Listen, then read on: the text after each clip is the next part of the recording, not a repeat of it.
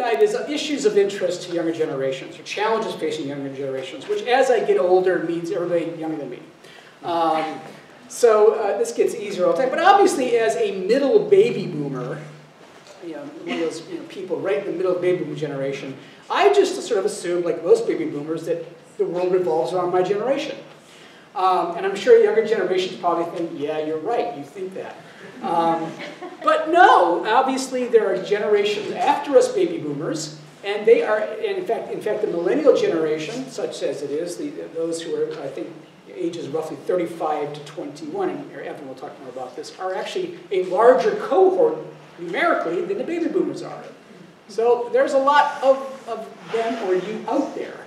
And your interest, if baby boomers, depending on your age, are interested in areas of predominantly, maybe perhaps Social Security and healthcare, among other things, what are the issues of interest and challenges of facing younger generations? And obviously we can name a whole bunch of them just off the top of our heads, depending on where you live, jobs, housing, future of Social Security, healthcare, etc. But we thought we'd break that out tonight of issues of interest to not only those who've already graduated from college and maybe already out in the workforce, but students at the university right now who are maybe 2 or 3 years away from graduating into the workforce or whatever career direction they go into. So I thought we'd start out with sort of a look at who are these people, or who are you in many cases. And I thought I could have called on a number of academic colleagues at Northeastern to do this kind of data dive, but I've been reading a column in the Boston Globe for a couple of years called Quick Study, and I thought, I will ask Evan Horowitz to join us. And indeed, Evan agreed to join us. Evan Horowitz, since 2014, writes the Quick Study column for the Boston Globe, in which he digs into data to find information that illuminates the policy issues facing Massachusetts and the United States more broadly. Prior to coming to the Globe, Evan was Director of Communications and Technology for the Massachusetts Budget and Policy Center, one of the area's really interesting sort of think tanks, if you will, or policy institutes, with the focus on Massachusetts government and public policy. Before that, he was a fellow at the Radcliffe Institute for Advanced Study at Harvard, and before that, and this is the part I love, an assistant professor of English literature at the University of North Texas. He has his PhD in English literature with a focus on Victorian literature and culture from Princeton. So for all of you who think that your career path is going to go in a very straight and narrow direction, Evan is evidence, number one, that life doesn't always go in those predictable patterns. Both a good and bad news for those of you in college. After Evan gives us an introduction into sort of, who are these generations, what do they think about, my colleague Tom Vicino is going to take over. Tom Vicino is our moderator for the panel discussion, is Associate Professor of Political Science and Public Policy and Urban Affairs at Northeastern University. Professor Vicino specializes in the political economy of cities and suburbs, both in the United States and elsewhere, particularly Brazil, focusing on issues of metropolitan development, housing, and demographic analysis. He's the author of 4 books, most recently Suburban Crossroads, The Fight for Local Control of Immigration Policy. Professor Vicino earned his PhD in Public Policy at the University of Maryland. A particular note for this session, Professor Vicino is also the faculty member in residence at Northeastern's newest residence hall, East Village. Any East Village people here? Oh, I don't know. Raise your hand. Good to have raise their hand. So, and as such, he actually lives in the residence hall and actually runs programs for the students in the residence hall. So I thought it would be a perfect opportunity to have him moderate this session with 3 Northeastern students. He will do their introduction when it gets to that time. So first, Evan Horowitz of the Boston Globe. Evan Horowitz. First, I want to thank Professor Bosso and everyone for inviting me and for everybody for coming. I should also say, first off, that everything I say is from research and not from personal experience. I'm not a millennial. I'm a few years too old for that, and I thought I would ask before we get started, how many people in the room self-identify as millennials? Okay, baby boomers? All right, that's a pretty decent representative sample. Gen Xers? Oh, that's disappointing. We're lost. Silent generation? Yeah, that's everybody else. All right. Well, that's not bad. That even mix of millennials and baby boomers represents just about where we are population-wise. I do want to start by saying that for about the last decade, the term millennial has been more or less synonymous with the term young people. That won't last. Can't last. Is already ending. There are millennials now who are 33, 34, 35, you know, they have kids, they're setting dates for their 20th high school reunion. They're closer in age to me than they are to 18 and 20-year-old college students. And you want to think about the millennial generation as not just young people, but as young people getting older. And about to be displaced by some new generation for which we'll come up with some, I'm sure, very, very clever following, Generation X, Generation Y, what could it be? Also, I will try to be careful to use millennial to refer to people born between about 1981 and 2001. That is, people born when Ronald Reagan was president, when the first Bush was president, and when Bill Clinton, the first Clinton, was president.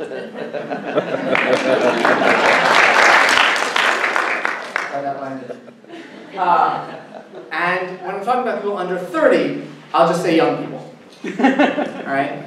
Some of whom are millennials, but which doesn't exhaust. My 5th grade math teacher used to say, all dogs are dachshunds, but not all dachshunds are dogs.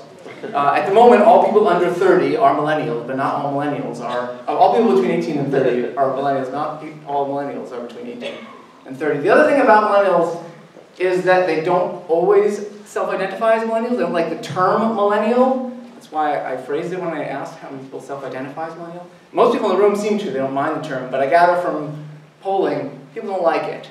And I can understand why, since so often when they're referred to in the public sphere, it's in some condescending kids today kind of way, like, oh, millennials, all they do is play video games, or they're so lazy they won't wash dishes and therefore don't eat cereal. That was an actual piece.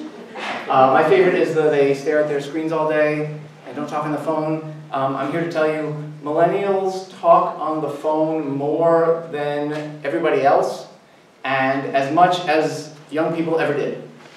I'm not talking about using their phones, I'm talking about making old-fashioned telephone calls. Okay? Stereotypes be damned. We're going to try to take a hard look at this generation and the real, difficult life lessons that they have learned from hard experience, because it really has been a hard experience for millennials. If there's one thing to take away, that's it. Forget the easy, lazy, kids today generalizations. They've had it really rough, particularly men, and particularly economically. This is a generation that did everything that it was asked, went to college at rates higher than everyone else, and hasn't seen a good economic outcome yet. Let me back up before I get there. And start, why is this actually cycling? Don't you dare cycle. Start with the racial and ethnic makeup, because this is, It's not on the screen. no, I know, I don't want to put it on the screen until I okay. can stop it from the slideshow. Is there a way, do you know, to make this full, oh there it is, full screen, that's it.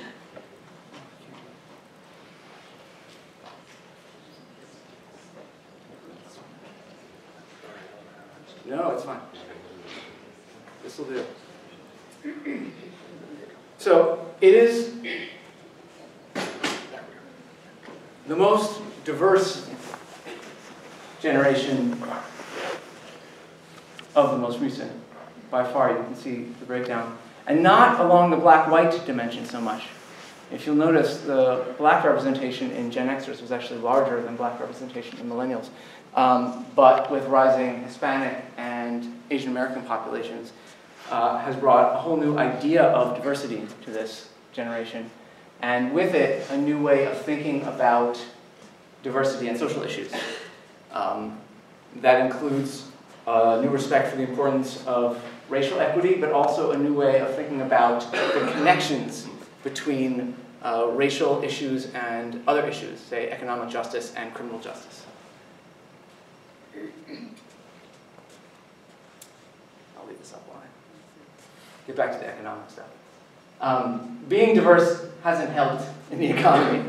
To get back to the fact that, yeah, they did everything right, went to school, graduated, came out, and had debt, but no good jobs, right? This is a generation that has never known a robust economy. They are too young for the dot-com boom years, and since the dot-com boom years, there have been no boom years. There has been stagnant growth, stagnant wage growth. There was the Great Recession. Great is an adjective there, meaning very, very long and very, very terrible, which is not usually what great means. And that's it. And so, as a consequence, this is a generation that has more debt and is failing to live up to one of the basic principles, basic ideals behind the American dream, which is that you're supposed to be able to do better than your parents. They are not. Here's income, comparable income levels across a few generations. You can see that household income for millennials is lower than household income was for Gen Xers. This is not a comparison of where Gen Xers are today versus where millennials are today. This is where millennials are today versus where Gen Xers were at an equivalent point in their lives. Right? And they were doing better. That's not how economic growth is supposed to work. Okay? This is not what you should be seeing. And so when you hear stories about, oh, millennials living at home on their parents' couch or in their parents' basement, question. Is that adjusted for inflation? It is. These are inflation-adjusted numbers. So they're comparable numbers over time. And I should say, yeah, it's from Pew. When you hear stories about people living at home or millennials living in their parents' basement, don't think lazy video games. Think they never had the economic opportunities they needed to get out of their parents' basements. Okay? Do is open up to a conversation here with the students, and I guess the first question I want to ask is, what to you and to your generation are the most important policy problems that you see here? Go ahead. Well, thank you for having me, first of all. And second of all, I think that in regards to which policy areas are the most pressing for our generation are actually not even present yet. I believe that strongly that there is always a dark elephant in the room when millennials talk about their futures. That there's always a significant sense of negativity that arises when people talk about ultimate growth, and that negativity is climate change. There's a significant concern about rising sea levels, changing population statistics, changing natural statistics, and this is going to reshape the political world moving into the next 60, 70 years even. So as we grow up, we are going to be living in a world that is extraordinarily dominated by this issue. This, coupled with various injustices on the social and economic levels, make it so that millennial rage is often felt to be very justified and comes across very passionate. You see that in the rise of Bernie Sanders in the Democratic Party. You see that in the support for Jill Stein in the Green Party. And I backed Clinton in the primary. I have been a Democrat for a long time. However, personally, I completely understand the arguments of the people who would identify as socialists, identify as makers of change, identify as progressives, because the issues that we face, the issues that the future holds, and the issues that basically set us in a position where we feel we have no control over our standing in society often are so dominant, so forefront in the minds of all of us, that we have no escape from turning to basically addressing them head on. And we can't just subvert them through long-form implemented policy, even though we still try that as well. Chelsea. Hi. Okay. So, kind of adding a little bit on to Nathan's points, I disagree with him a bit in that he said that climate change is an issue that is to come. I very much feel that it's an issue that we're dealing with today, all around the world. While I do understand how climate change is impacting millions of people worldwide and already see the health impact it's having on a number of different populations. I'd also add that the general inequity faced by our generation is something that's unique to our generation too. We're the only generation that has seen disproportionate distributions of wealth to the degree that are being seen currently, in that the top 5% of earners in the world are essentially owning more than pretty much the rest of the population. So when we do think about these inequities, it's important to see the implications on an individual person level as well, and how people who do tend to come from varying backgrounds are impacted differently by that. Yeah, absolutely. To piggyback off that, inequality is the greatest issue facing this generation. We can talk about inequality on so many fronts. It's something that we need to address. It's something that we need to admit is there. And I'm proud to say, as the Republican on the panel, that the Millennials and the Republicans that I work with are proud to admit and address that issue. But then additionally, and I think that this kind of ties in, education is a big issue facing our generation and the next generation. I think that we have felt the repercussions of failed policy during our lifetimes, and I think that that's going to be one that is put on us to address and to reform. And then I would say additionally, the lack of competitiveness from the government.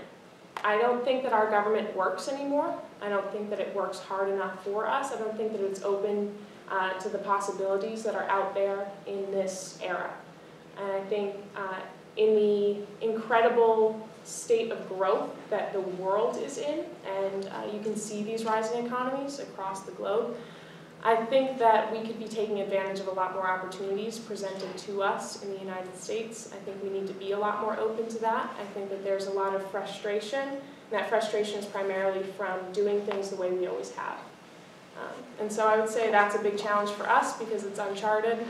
We've got to kind of figure that out. Great, thank you. So I want to shift the conversation to politics and political philosophies. And this afternoon, too, I took a look at a Bloomberg News poll, and currently among millennials, well young people, let's use Evan's term of 18 to 29-year-olds, currently this week, Clinton has supported 40% of that vote, Trump has supported 30%, and at this point, 4 years ago, President Obama had 60%. So we see a dramatic sort of shift in the political support that the candidates have, but particularly on the political left. And so with that in mind, I want to ask you about what you think the political parties or political philosophies more broadly, what do they offer as a vision for the future for your generation? And do any of the party philosophies or platforms resonate to the issues that you and your peers face? All right, well, thank you. I sit here on behalf of the Democratic Party, and at the same time I recognize that a lot of millennials feel very disenfranchised by the Democratic Party, in the sense that the Democratic Party has about, I believe the statistics are somewhere around near 20% identify as conservatives within the Democratic Party, and only 60–70% identify as liberals. Liberalism in and of itself is not even viewed by many millennials as enough for the system, and that it needs more radical changes. However, personally, I believe that not only do we need to focus on ideology, but we also need to focus on pragmatism. Now, not in the sense of the standard status quo-based political process, but in simply by viewing things with a more rationalist perspective. The Democratic Party and the Democratic Party's millennials seem to be pretty evenly split on that matter, actually, in regards to which one is more important, pragmatism or idealism. But by trying to implement both and trying to move forward with both in an effective manner that addresses issues in an effective way over time, but also keeps in mind the vision you want to see of your own nation, that I believe that many millennials, such as myself, would consider to be the most successful way to go about being politically active. I would have to say that there's a large amount of, as Nathan was saying, a lack of really integration with the Democratic Party this election. And when you look at it, at certain times during the primaries, millennials had around 85% voting within the Democratic Party towards Bernie Sanders and 15% to Clinton. during certain parts. Now, on average, it was around 60% towards Bernie and 40% towards Clinton during the whole election cycle. But those numbers do really mean something in that a large number of millennials aren't really enthused by the Democratic Party right now, and mostly that's because the party doesn't really reflect their own interests or their own needs. I personally identify as a democratic socialist. However, I do feel like most socialist dialects tend to leave out marginalized communities. I think that in this election cycle, in most election cycles, communities of color and communities of varying economic statuses are really forced into one party or another because of their identity. And I feel like those different individuals should have multiple options when looking forward into the races and into politics as a whole. I would caution against relying too much on a Trump support as the same thing as a conservative support or support for conservative policies, just to get that out of the way. Moving beyond that, I think if we're going to talk about real solutions that Republicans and conservatives are proposing for this next generation, things like school choice, that's a very clear area that we're exploring. Things like vocational technical high schools, things like local control, trying to get money. If we're going to collect taxes at the rate that we are, the idea that the local governments, municipal governments, state governments know their constituencies better than the federal government. That the programs and the ideals and the policies that have been in place are running out.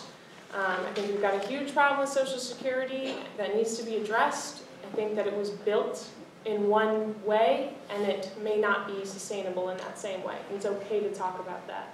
It's okay to talk about those changes. Public-private partnerships are something that is a real foundation to a lot of conservative policies, and I think that that is very worthy of taking a look at. Thank you. So I'm going to go off script for a minute because you brought up schools. And we heard a lot from Evan about sort of the narrative, the economic narrative of going to college and not being able to be a participant in the labor force or not advancing enough because of student loan debt. And so that got me thinking about where does student loan debt stand today? And just last year, student loan debt nationally overtook the collective debt of mortgages in the United States. That's over $1 trillion that namely millennials and as a cohort in that generation owe. And they owe it to maybe 2 banks. And I'm wondering, sort of thinking about, in terms of major issues, the cost of higher education. And we've heard some discussion in the campaign around the cost of higher education and advancing economic mobility. There are certain proposals in both platforms to try to grapple with how do we contain and control the cost of higher education while at the same time keeping it accessible and affordable. So I'm wondering if you might take a minute to reflect on sort of those ideas, those proposals, and how can we really as a society confront this? Because tuition, the cost of tuition is not going down. And it's a major, major issue facing both public and private institutions.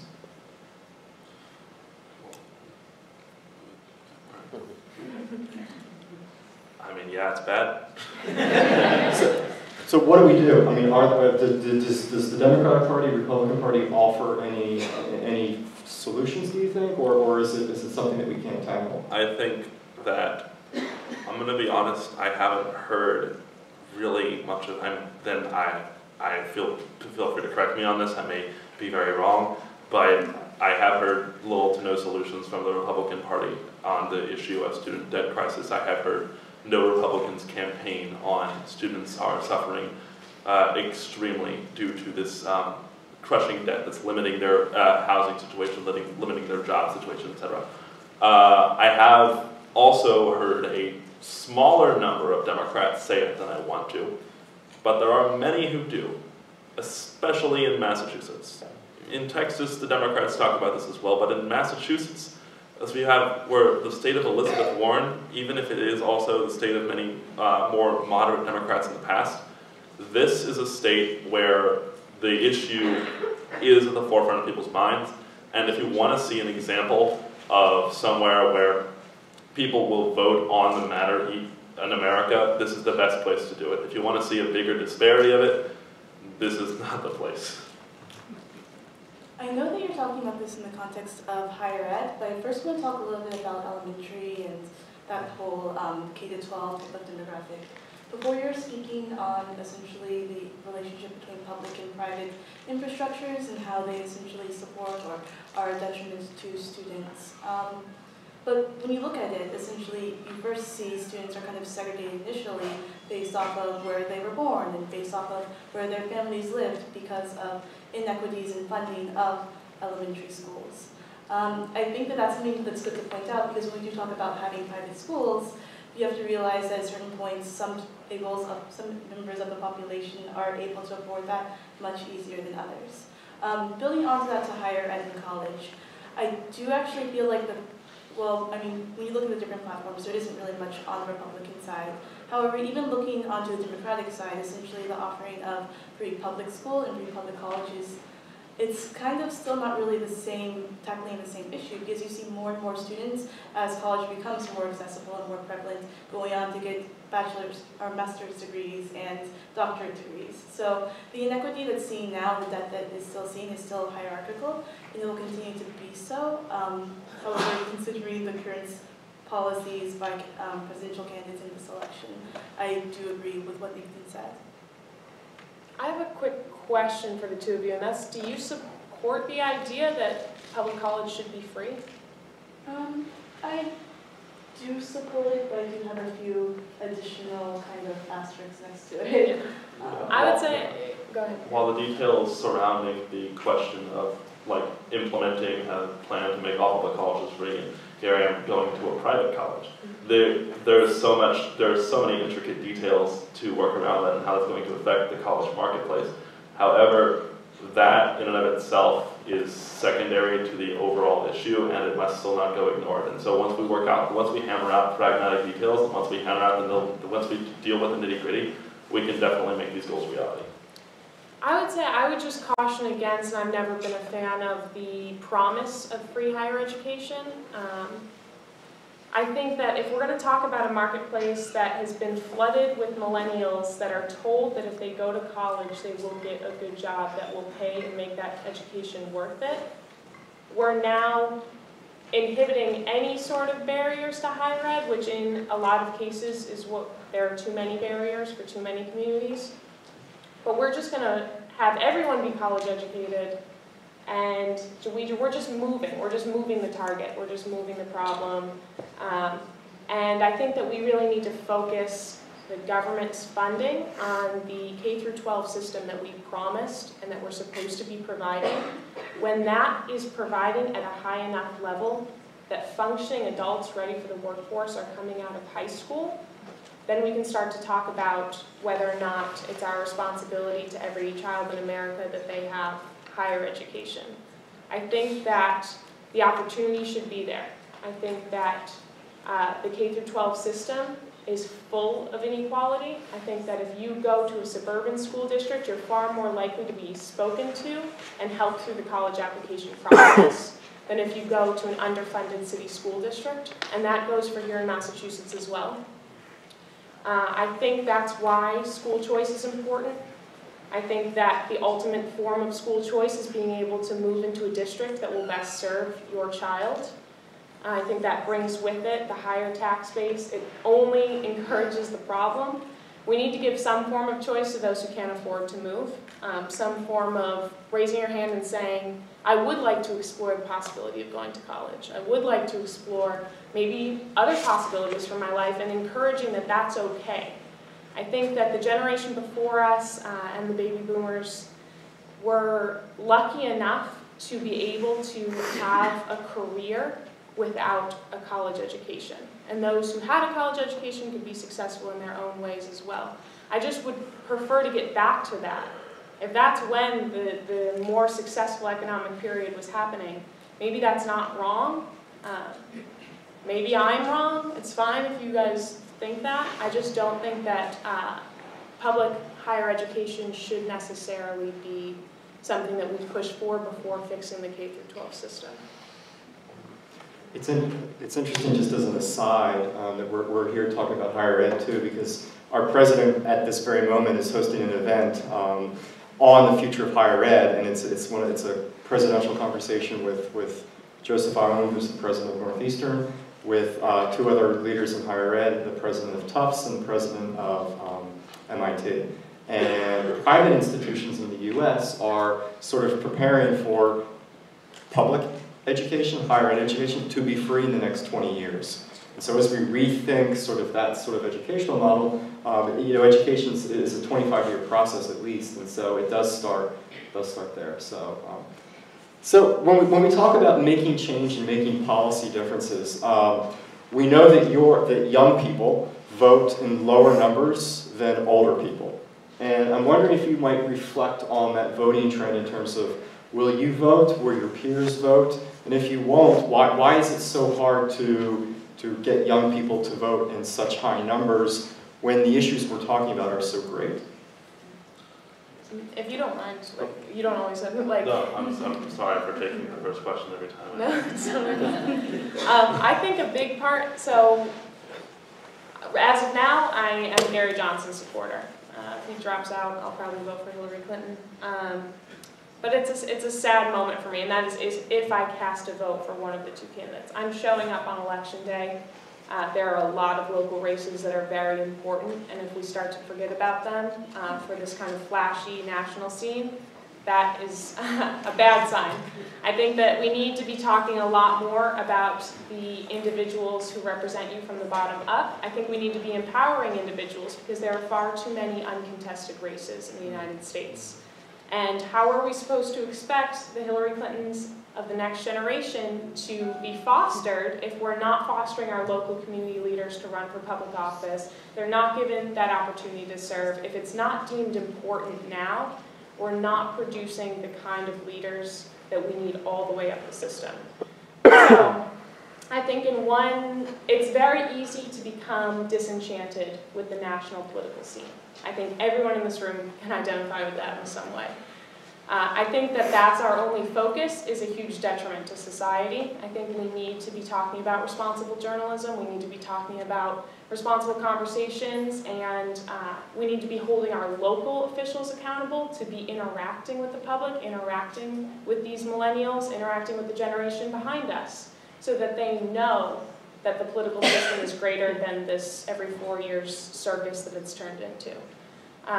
So in that way, let's start there. I think that the protest vote is important. I'm in that first camp that thinks that the political system is so broken, it's okay to voice your dissatisfaction. It's okay to say that the intersection of these personalities as well as the policies put forward by a 2-party system don't serve you. And we have been scared in a lot of ways into saying, but I only have 1 vote, and if we don't use it, and if we don't all vote together, then something bad could happen. And that fear has cornered us, and that fear, I think, will continue to corner us until some generation decides to not let it. That could be us. I'm hopeful that it's us, and maybe, I don't think that we'll have the kind of perfect storm that we've got in 2016 to really have that again. And I'm not saying that a 3rd-party candidate could even feasibly be elected. But if they pull more than 10% in the national election, the expectation is that there's a 3rd-party candidate in 4 years. And the expectation is that the dialogue gets bigger.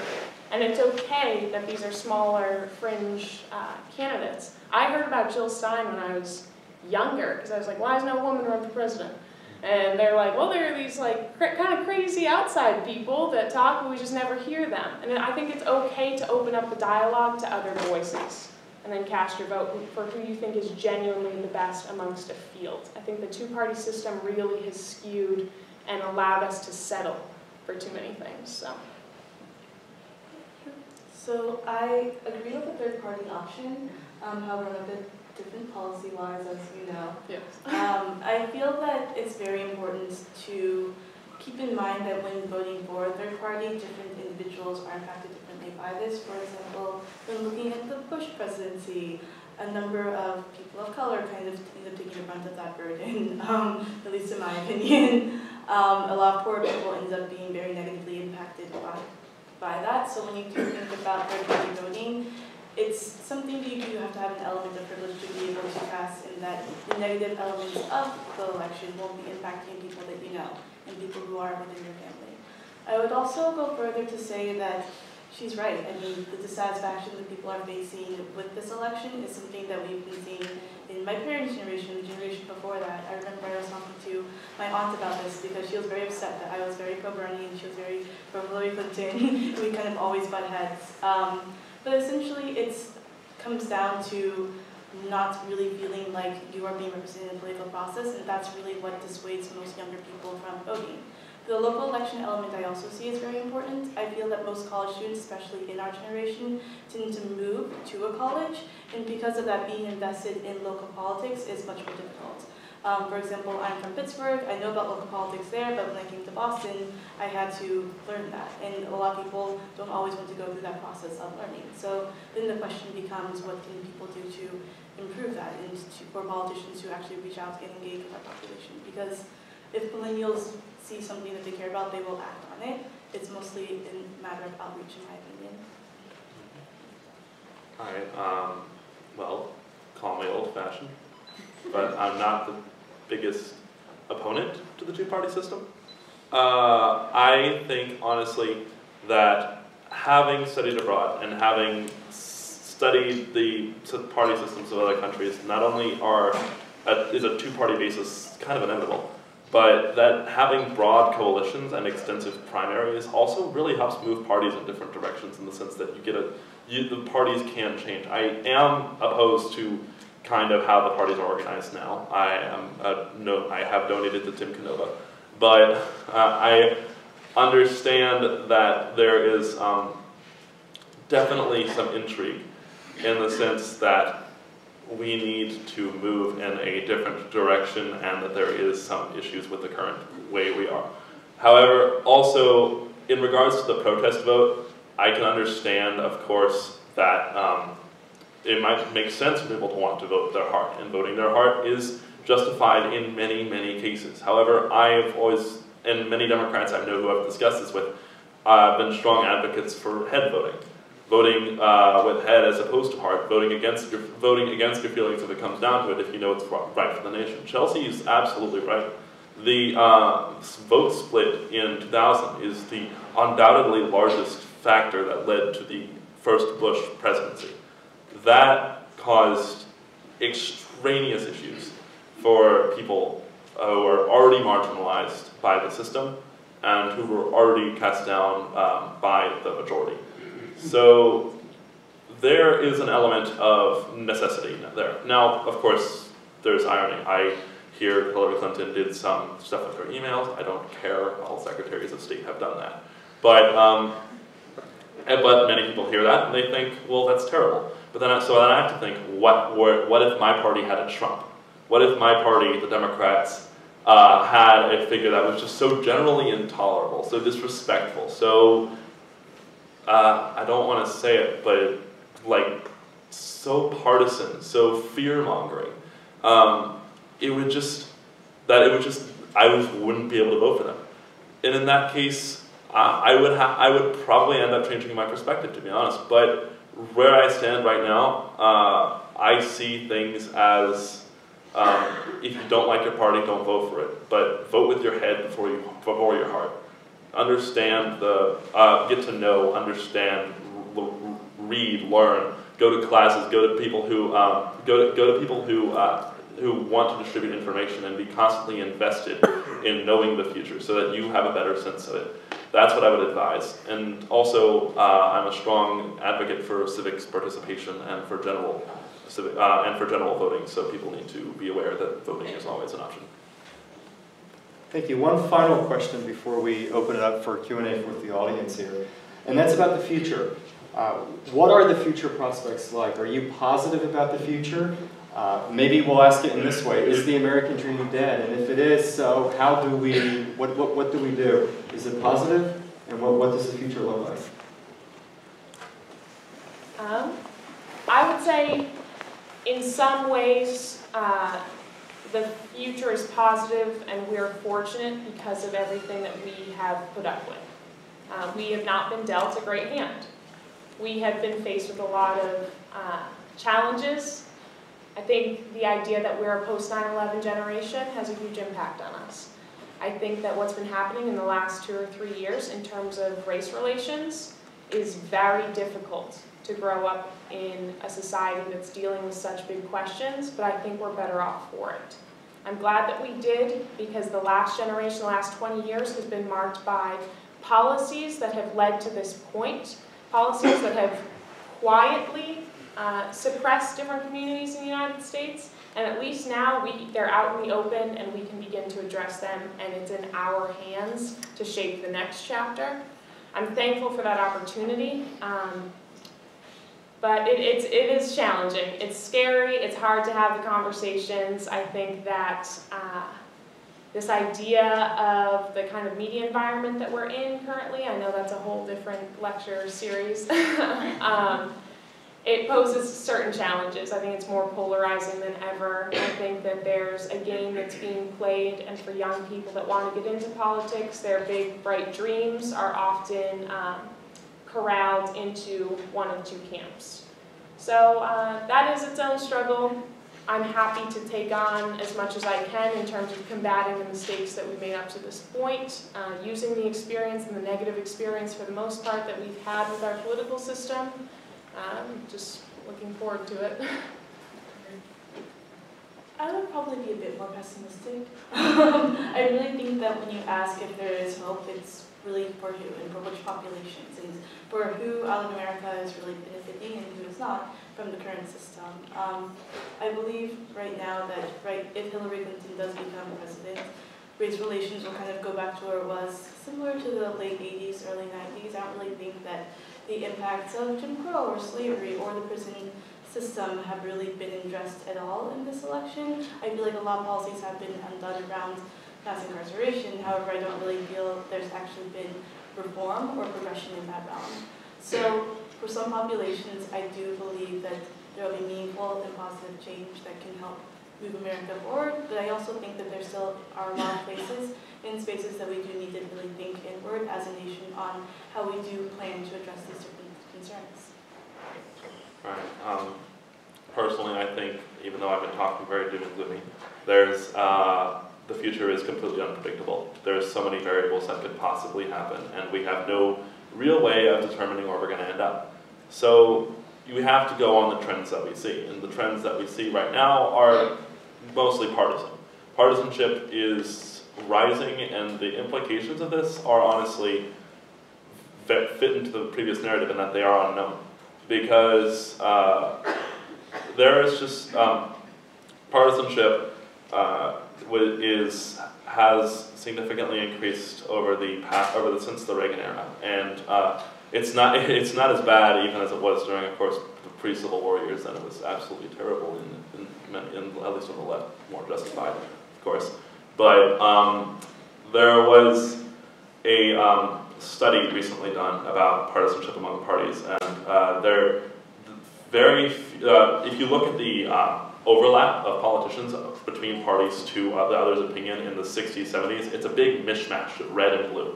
It's one big purple dot.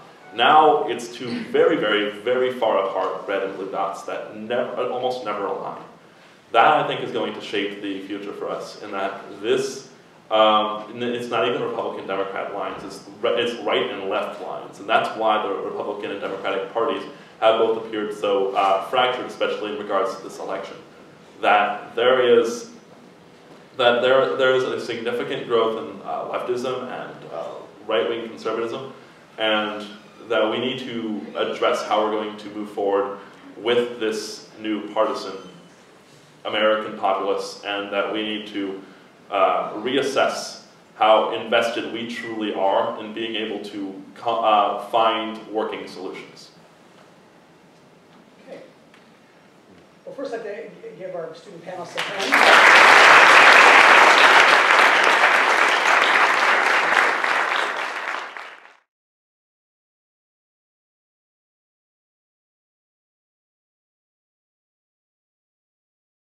that the ideological divide between liberals, between Democrats and Republicans is the greatest it's been since the late 19th century. Literally, there is nobody in the middle right now. It's also not surprising that that has been run parallel to rising inequality. We know that if you look at what's called Gini coefficient, that is, we have the highest rates of inequality now than we've had probably since the 18th century. The two go together. All right, so from the perspective of three ideological perspectives, and you've all touched on it, about inequality, how does a conservative view, a liberal view, or even a democratic socialist view, address the issue of inequality? Is this a critique of capitalism, or is it a critique of bad public policy? Take it away. Anybody wants to take that chance at that one? Anybody? Well, I would say both. I think I really think that when it comes down to the formation of both of these parties, they very much played into pitting different ideologies and different identities against each other in different capacities. For example, when the Democratic Party kind of left its roots of being a more workers-oriented party, it disenfranchised a large number of very poor working-class white individuals. And when you add in identity politics to that mix, essentially you see people who will not really mesh because of just different ideologies and preconceptions they have on others. I also would further that to say that, it is a critique mostly on capitalism, but it also is on bad public policy as well, in that when you look at each of these different perspectives are supported by a political agenda. They're supported by a set of choices that kind of work to broaden this inequity gap. So I think this is kind of a long time coming, and just because of where our generation is, what role social media has in our generation, and the fact that we're continually contacting each other and speaking on these issues, now it's kind of coming up to surface. I hope I answered your question. Anybody else before I open up? I guess, Yep. I can go, you can go. It's totally up to you. Okay, do you want to go? Sure. I would say it's a combination of both, and that's coming from a Republican standpoint. Capitalism is in part to blame, absolutely. I think, though, that to deny the impact of public policy would be a shame. I think that it's easy to blame capitalism because it's very clear that the people who start ahead finish ahead, and the people who have hurdles will ultimately lose. And that is something that is a very real factor and a very considered and measured economic factor of a capitalist system. However, you look at things like even an economic bailout of large companies. Capitalism would have let those companies die. We chose through public policy to sustain them. We choose through public policy whether or not to bridle certain companies, certain amounts of growth, certain amounts of the free market that maybe have run amok. I also think that things like public policy in criminal justice reform, I'm glad you mentioned it, I'm sorry we didn't get a larger chance to talk about it. We talk about those issues, and those are public policy failures outright. Those are thinking that the easy solution to a problem is to remove a dangerous member of a community from that community, and not looking at the data that shows that they just go right back, now significantly disadvantaged, to the same neighborhood that they left from, especially if they're a young adult. That has perpetuated and furthered and sort of made inevitable that this would be repeated within those communities, and it's very, very sad. It's something that through my work I'm trying to take a look at, but that is a public policy failure, that is inequality, that is stacking the deck, and it's something that is not necessarily purely economic, but certainly a contributing factor, certainly something that runs parallel and intersects. So we need to be talking about those areas as well. Is it 8 o'clock? No. Oh, okay, You're good. good. I was worried. Yes. No. All right. I'll let you know. Thank you. I appreciate that. I think what Maureen brought up, she said public policy has kept a lot of things down, and that's true. I think we need to start actually taking that and, well, using that as a tool to benefit our society. Because if you look back in political history, you'll learn two things. One, everyone was much worse on social issues then than now. And two, there was a sense of effective government action that you just don't see anymore. There was a lot of willingness to implement the government in areas to make a mixed economy work the way a mixed economy is supposed to work.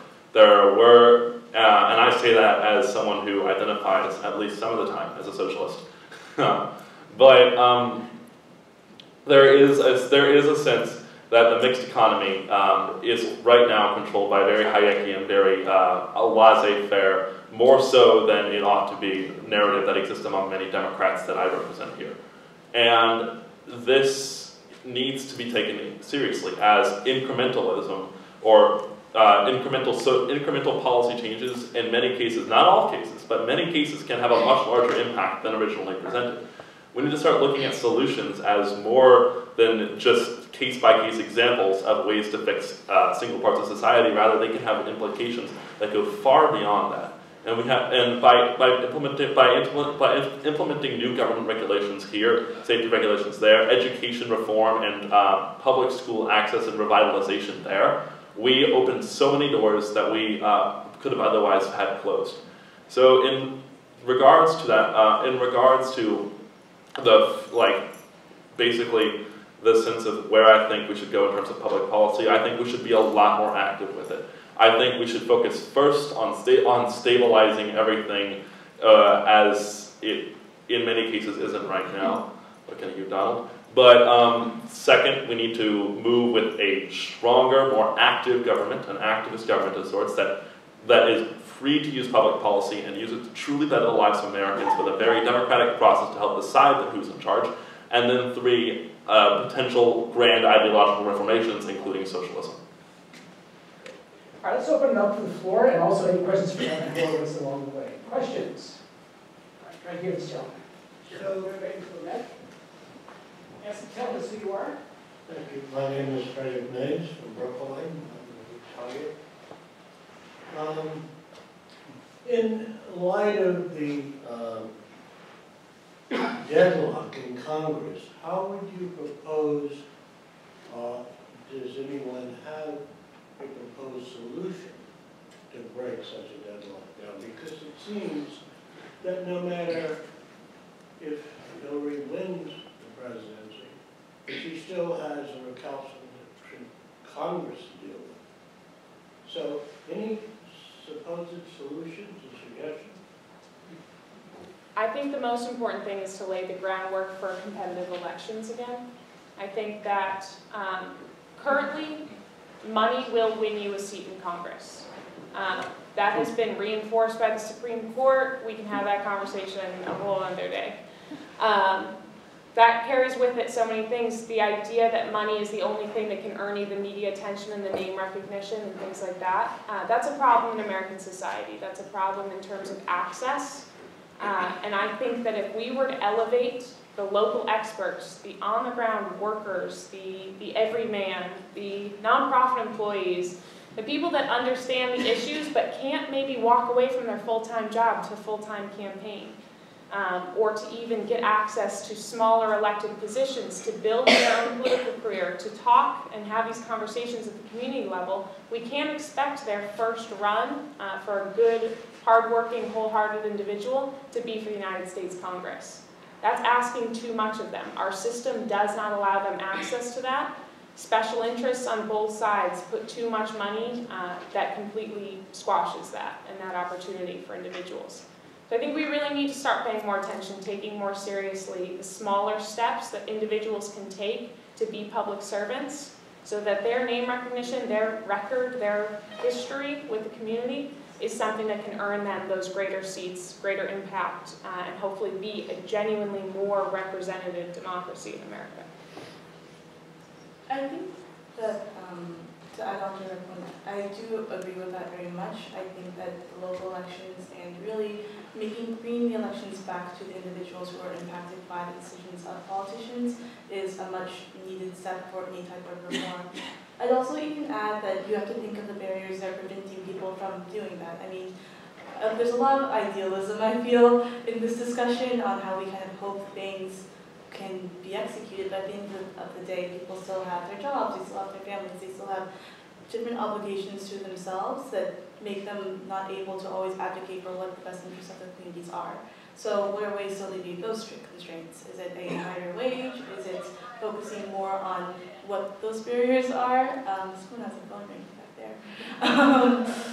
But I think that each of those points are things to be discussed and to be kind of considered while we are having these dialogues. Yes, I think that politics, political tribe, first of all, I just want to say I completely agree with Maureen here, that there are many barriers in the way, that prevent people from accessing politics. And I believe that in order to truly solve this, though, we can't take a political approach.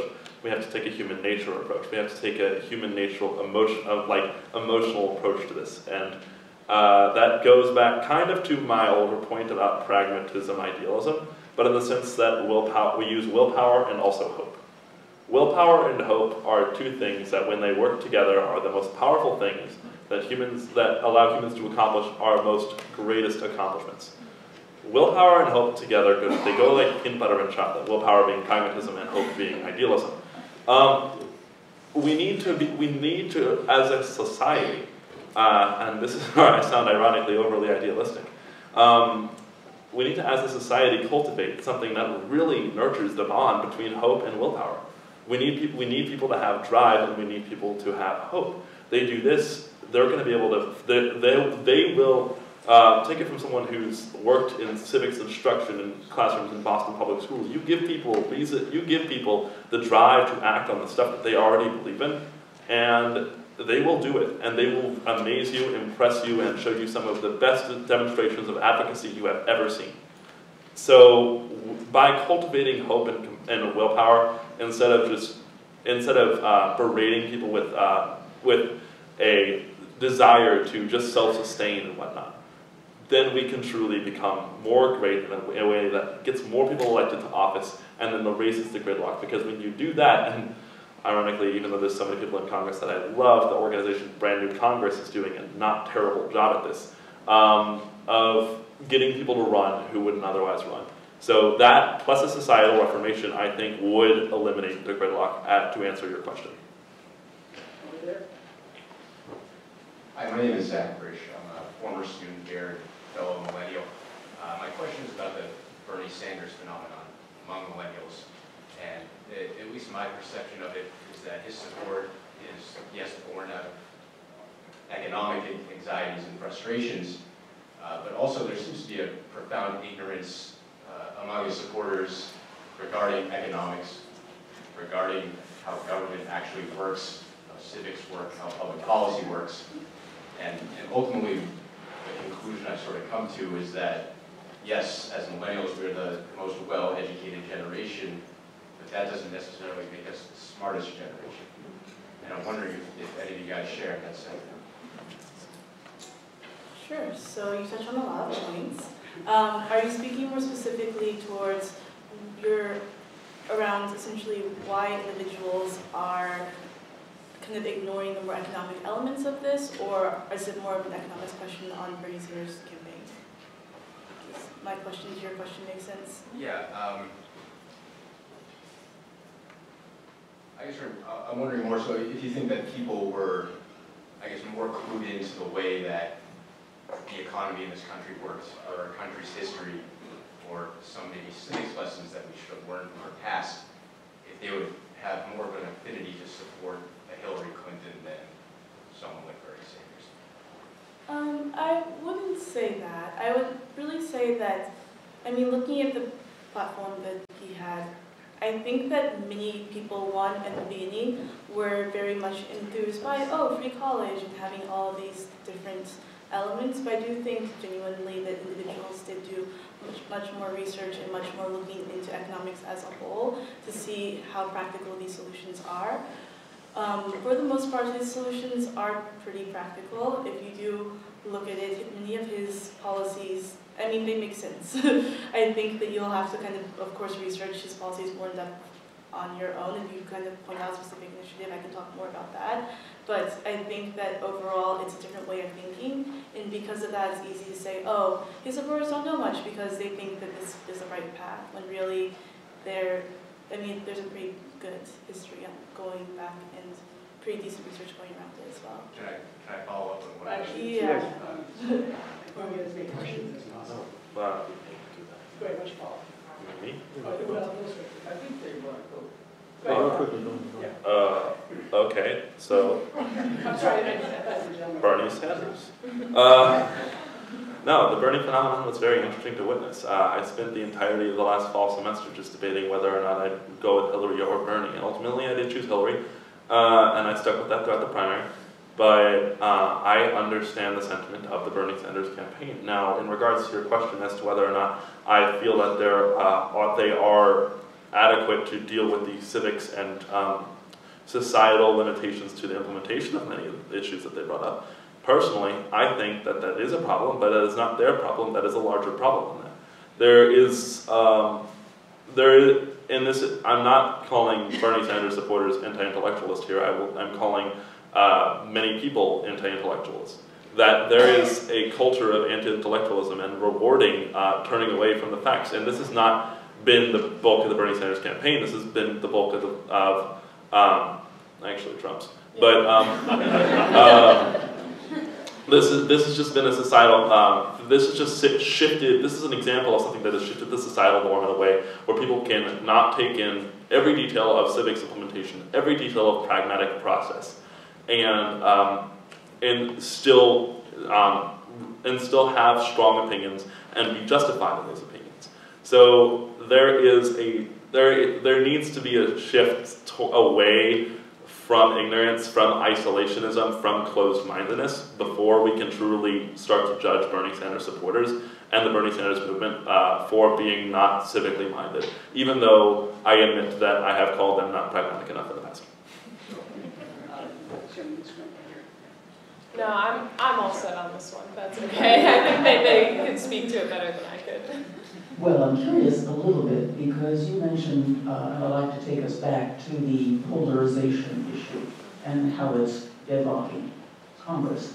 You mentioned only two issues. You mentioned inequality on the one hand, and I think that redistricting is the primary cause.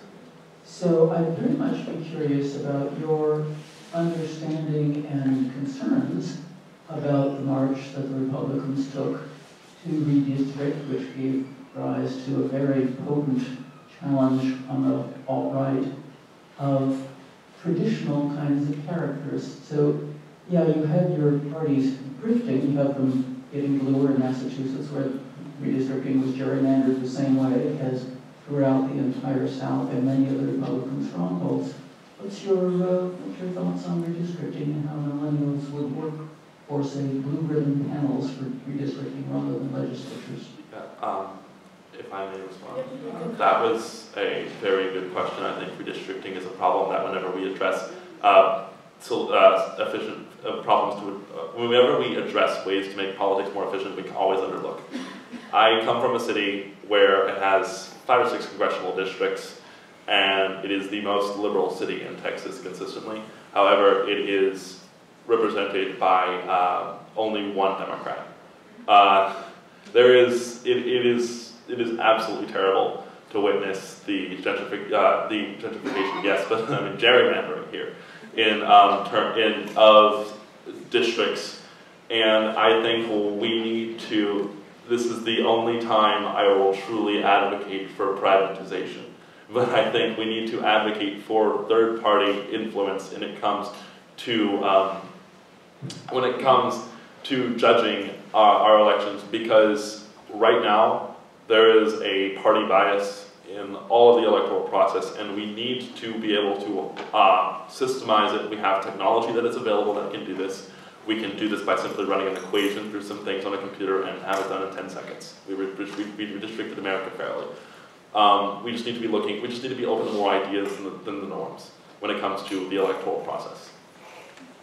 I think this is happening on both sides. I think here in Massachusetts, we see it happening where maybe one gateway city is actually tied in with 3 neighboring towns, and it causes problems and it causes dissatisfaction. But more than anything, it causes resentment between those communities. Under no circumstances should communities that feel like they're competing with one another for who best represents sort of these polar opposites. That only gets amplified when you go up. You need to feel like your individual representatives and your community leaders actually speak for your community, so that when they run against members of other communities, you can genuinely feel like that's the reason that they're competing, and not, you don't feel like you're being grouped in unnecessarily.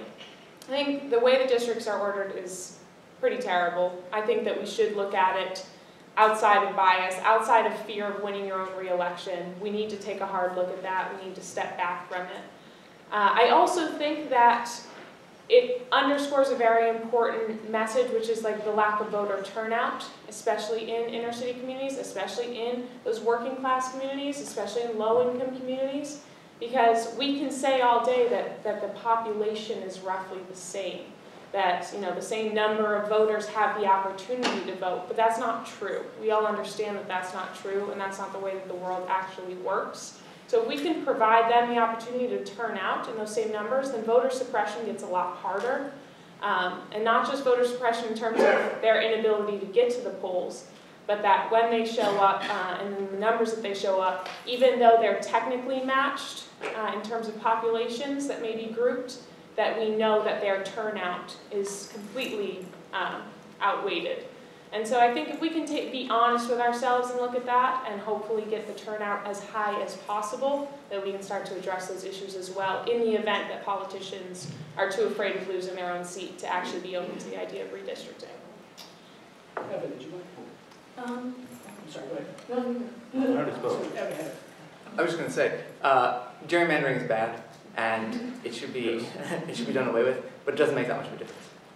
When people run simulations about the impact it would have to have non-gerrymandered districts, you find very similar levels of partisanship. The bigger problem is the big sort, that people are actually living next to, choosing to live near people who have similar political views, and it's totally changing the topography. There are other ways to get at this. Rank order voting does a much better job of getting at this than differently organizing districts, but there's a fair bit of research on it. John in the back first. Okay. I'm just curious, are you suggesting we go to a Cambridge system of electing the Yes. That's very interesting. I've participated in this many years ago and seen the corruption, the fraud in it. I wonder if you folks could talk about the Hillary flight that millennials are involved in here. They are streaming away from the Democratic nominee. And what is it about Mrs. Clinton that is making millennials turn and run? So, I mean, when you look at it, really, many people don't feel like Hillary represents them in a number of different issues. And I feel like that's kind of the basis of this. For example, you have to kind of look at how Hillary Clinton's platform has shifted and changed over these last few months when you do answer that question, because I do feel like people like Bernie Sanders, and of course the members of the people that she pretty much chose to help restructure the Democratic Party, ideologically at least. I feel like many people feel like that she doesn't really know what our generation is interested in, and for a while she wasn't really interested in learning that, and because of that many individuals have become dissuaded from her. With that said, because of the changes to her platform, because of the integration of things like racial justice and alongside even college pricing, as we were discussing before, many people have become much more open to supporting her, even though there's still an element of distrust between many individuals and her platform as well. Well, I was going to drink some water, but now I guess I'll speak. Point is, I think that Hillary Clinton, for many millennials and much of America, embodies what they hate or dislike about politics, whether she deserves it or not. She is a product of a two-party system. She has admittedly changed her position in the past on multiple occasions. She has been caught up in scandal and after scandal after scandal after scandal. Whether the scandals or not are justified is not the issue. The issue is that they exist. I think. Really? Really? No, I think. I mean, many of them are like. I mean, there's a difference between scandal after scandal and fake scandal after fake scandal after fake, isn't there? I mean, people hear the word scandal, that turns them off. You throw big headlines out there. Clinton involved in massive emails recently leaked, or Clinton husband involved in war activity with war people. Those kinds of phrases turn people off to the candidate. That's just a fact. So, like, not to blow your opinions are more legitimate than mine. The thing here is that I think that Hillary just gets a lot of flack, and that millennials, in the sense that they want what exactly we discussed at the beginning. They are in a system they don't control. We are the byproduct of years and years and years of what liberal publications would call neoliberal experimentation, and conservative publications would call government overriding, or just general government hegemony. So either way, people hate the government. That then comes through in politics, and then they comes through in Ms. Clinton. So that's my explanation for the flight. I don't like it. I think it's in many cases unjustified, but in many cases it is justified. However, it is something that we need to take a hard look at and review going into the future in terms of how quickly we are to judge others. I also like to add something really quickly, sorry to jump in. But when you do look at kind of how Hillary dealt with Haiti and Honduras, and also how she essentially worked around mass incarceration in the past through the crime bill, I think that there are some very legitimate critiques of her, and I think that those should not be forgotten moving forward with this election season. For the record, I agree. There are legitimate critiques of Hillary Clinton. There are obviously a lot more of Donald Trump, and yet you don't see the media phenomenon happening with that. I think a big detriment to Hillary Clinton is the Democratic Party in 2016 and 2015. I think that people they could not take ownership over Hillary in the way that they maybe could have because of the primary and because of the idea that whoever won the popular vote was somehow gamed out of delegates by a system. That scale is something that doesn't even matter at this point, because it was everybody's Facebook feed. It was every millennial's frustration that we inherited a broken system, and that is what led to her being the nominee. Now, all day we can talk about how she probably would have won it anyway.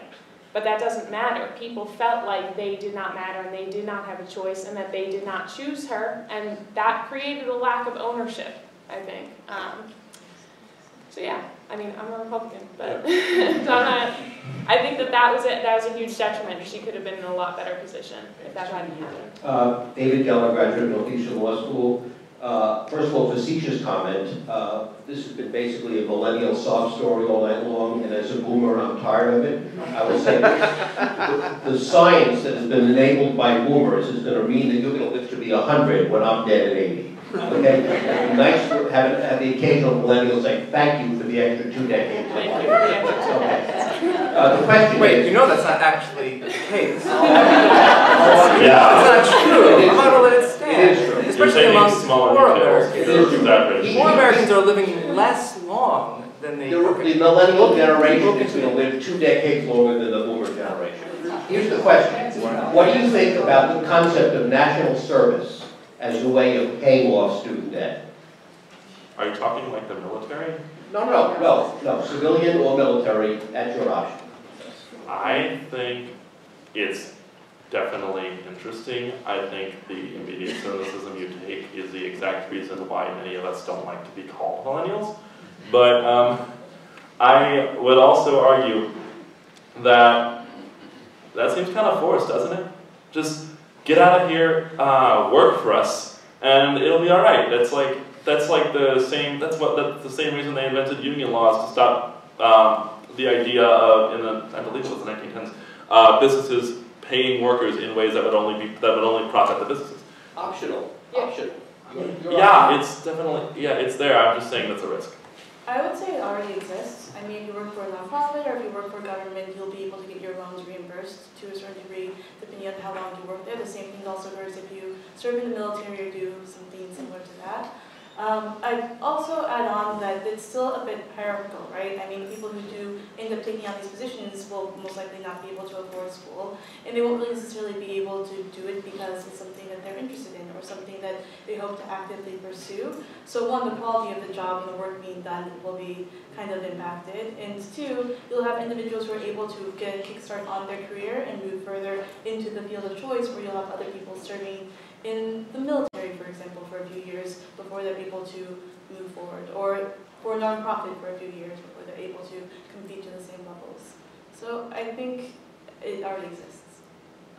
I'm very in favor of systems like this, of options like this. I think the AmeriCorps program is pretty incredible. I also think that there are greater societal impacts beyond just the student gets their loan paid, yes, but maybe a suburban kid who went to school that they could skate by and needed this to be able to truly afford and to feel comfortable moving into the workplace, now get to teach in a school district in an area of the country that they've never known. It increases things like integration. I think those are great programs. They are optional. I think this would be a different conversation if these were forced. You can talk about backing somebody who's low income into a corner into having to serve in the military, but that's really not the case in the way that it likes to be presented.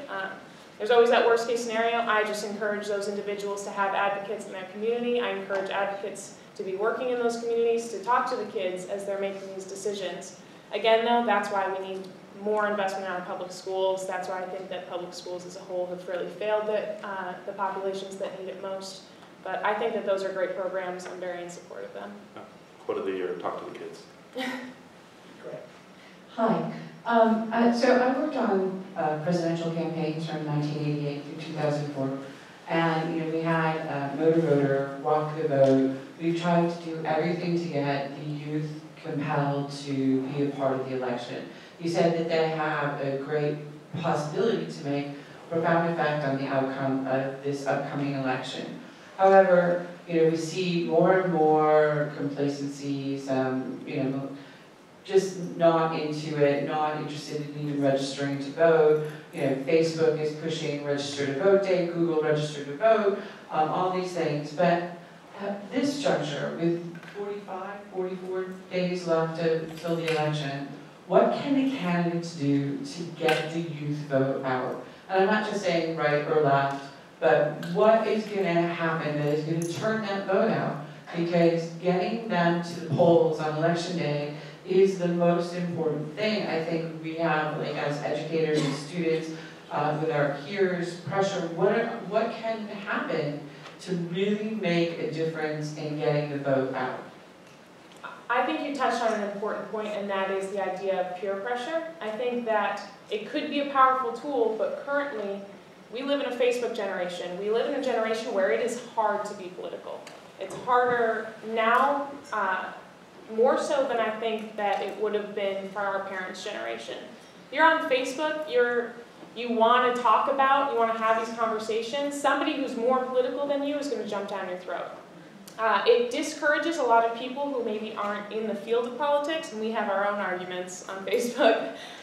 It discourages those people from really being able to wholly understand. They feel influenced by their peers. If they're questioning, maybe they don't question out loud. And so because of that sort of discomfort surrounding the entire dialogue, I think that that can be hugely discouraging. I think that if everybody was just to register as unenrolled, maybe we'd have a lot better chance in terms of the millennials feeling like they still have time to figure out their identity in terms of their politics. They're already trying to figure out, our generation is trying to figure out quite a bit currently. It's a little hard to say that you're going to jump into a camp, you feel somehow personally tied to that, like it reflects on you.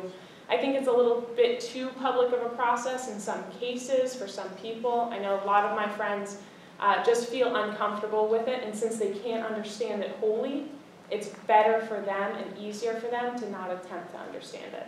That's very... Live with the ramifications. Yeah, that's very sad, but that's not as immediate of a ramification to a millennial as it is, you know, to somebody who can kind of step back and say, like, your life does not exist within, you know, the social circles that you run in currently or within the job that you're trying to get.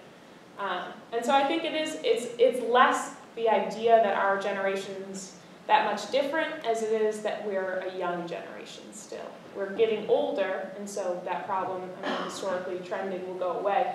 Millennials, I don't believe, will always be a black hole in the political system. As we age, I believe that we'll get more involved, as everyone has. But I think it's just a difficult time in an individual's life to become political. I disagree. I feel that when you do discuss engagement with elections, essentially you have to think of what brings individuals out to vote. And when you look at the youth vote, you've seen that during Obama's presidency and during other movements that really gain a large amount of appeal to young voters, but also there's just different campaigns that really speak to the issues of younger voters, then people do come out to vote, and they come out to vote in very large, enthusiastic numbers.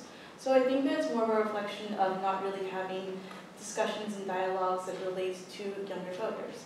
But that's kind of a never-ending cycle because these discussions aren't occurring because younger people aren't going out to vote. So it's really breaking that circle and thinking of ways to engage with younger voters while also staying true to your own political message. In this case, the political candidates of this year. All right. Do we need to go on to the next one, or can I If you want to check? No, that's good. Go ahead.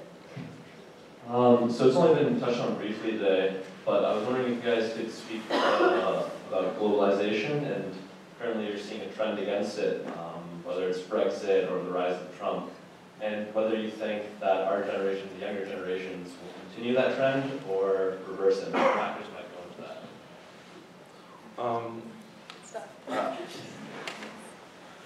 There is sentiment on both the right, far right, and far left against globalization, and that makes complete sense. There's a lot of there's a long history of trade deals that have gone terribly, of jobs that have gone absent, and of unethical business practices that have been promoted due to trade and the enforcement of it. The globalization I'm speaking to it mostly on the basis of trade, but it also means, of course, international cooperation efforts and joint global operations to promote the greater good of humanity. That again, of course, I don't feel as if I feel that that is something millennials can get very passionate about, in the sense that there is an effort among most political leaders that lean to some degree towards the center whatsoever to move in a more globalized direction and to promote global interaction on as many levels as possible, since it could be a good thing. But I think that there always needs to be the grains of salt. It's not necessarily a terrible thing, and it has often been a terrible thing. So we need to be aware. We need to keep staying informed, and we need to be on top of things. We need to observe. We need to read everything. We can't just read from multiple sources. We can't just read, like as Maureen was saying, we can't just exist in our own social media world with our own feeds that ultimately fit our own beliefs and our own systems to the point where we are unable to consider the perspectives of others, where approach them with hostility. In that sense, we need to globalize ourselves before we can judge globalization. Anybody else add? No? Yeah, I mean, I would also say that globalization is inevitable. I mean, you have all these nations that were negatively impacted by liberalism and neoliberalism who are essentially looking for resources, which is why you are seeing things like the migrant refugee crisis around the world. So I would say that, I mean, ultimately it's a question that we are going to have to face and engage with. And I think that the best way to do that is to be having a more collaborative approach.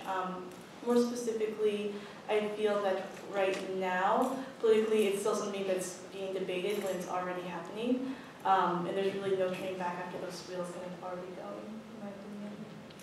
I think we're lacking a lot of consistency in our approach to globalization. I think that what Americans need right now is consistency on this front, because it is very hard to conceptualize. I think it's the hardest part of politics to really grasp, is our interactions versus our nationalism versus, you know, all of these different factors, and it's constantly changing and it's moving at a pace that I think it takes professionals to keep up with. So I do wish, although I'm not, you know, terribly against our president, I do wish that foreign policy decisions had been a little bit more consistent or followed up on. I think that would provide a solid base and a foundation to a national understanding, and we could start to move together on those issues in the way that we've seen the country start to move together on more social progressive issues. Yeah, but I mean, I don't want to offer too much of my own opinion just of what would actually help the process of globalization or our acceptance or rejection of it. Last question. First, I'd like to comment that if Congress was represented by people like the three of you, there is nothing we couldn't get done. Maybe some people are actually trying to work together and understand each other's views. The other is just a quick comment on student loans, and the first comment is tuition's not going to go down.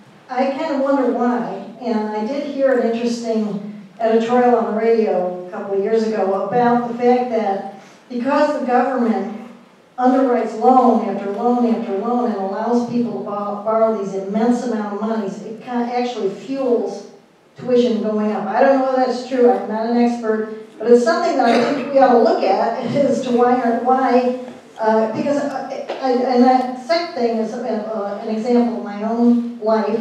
I had no money whatsoever, and I became a nurse because at the time you could go to a 3-year nursing school, and you obviously you were indentured to the hospital to work 3 days a week after your first year there. But when you came out, you were a nurse. I mean, if you passed your boards.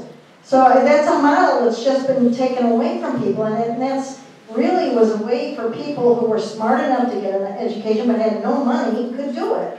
And it sort of goes along with the gentleman who talked about, you know, could you work off some of your student loans through any kind of public service. And I support that completely. I also believe very strongly in individual responsibility around it. So, thank you. Okay, any comments on that? I think that you're speaking to a larger issue, that is that people don't have a job when they come out. You said, like, you worked for the hospital, you went to school, you came out and you were a nurse and you were ready to go into your field. I don't think that that's guaranteed. I think we've separated the idea of education and workforce development. I think that places like Northeastern are better ways to approach education. I mean, I'm one of the 50% that came out with a job from my last co-op, but that even wasn't how it was looking for the last few months. I was looking in another direction. I knew that I was prepared to enter the field. I think in too many universities that's not the case. A degree is worth less even though it's paid for at such a higher cost. I think that that's something we need to take a look at. That takes responsibility by educators, and that takes responsibility from university presidents. Curious to see what our president is discussing this evening while we're here. I'd like to ask whether guest Evan or Professor Vicino has any concluding thoughts. I think the future is good. I mean, there are distinct problems with higher ed. I mean, the cost of tuition is sort of an arms race right now. I mean, to go to a private institution in the United States costs $250,000. To go to a public institution is about $120,000. That's for a 4-year degree. And so, I mean, it's a demand and a supply problem. And so we've sort of, I don't think it has really anything to do with the funding mechanisms. It's much more structural in terms of the demand. And so take a look around our campus or any other campus in Boston. I mean, there are new buildings. And so there are global experiences to pay for. There are faculty to pay for. There are new economic demands that universities never faced before. And on the supply side, there have never been more students in college. That's generally a good thing, but the market has to go through a period of recalibration. And so I'll stop at that. Evan, final word. Thoughts, not necessarily this question, but anything you want to conclude on? Yeah, I just want to express similar to this commenter, how sort of awe-inspiring it was listening to the three of you. It's just a reminder of a kind of idealism. Out of every question you get, the first instinct in my brain is like, oh, this is the policy that works, and the first instinct in your brain is like, we need a deep-seated, far-reaching social transformation, and it's true. But it's a kind of perspective that has been beaten out of me, I guess, and it was a pleasure to hear articulate. Let me give a hand to everybody.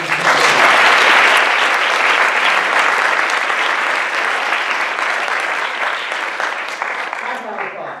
One of the joys of being a college professor is that I get to deal with people like this all the time. I deal with people all the time, which keeps me young. And it gives me some hope that, each generation makes its own mistakes. And no doubt and my generation did, their generation will, but I like to, every time I see a new group of young people at the university, I'm thinking to myself, well, maybe they'll figure it out. No pressure. Thanks a lot. See you next week.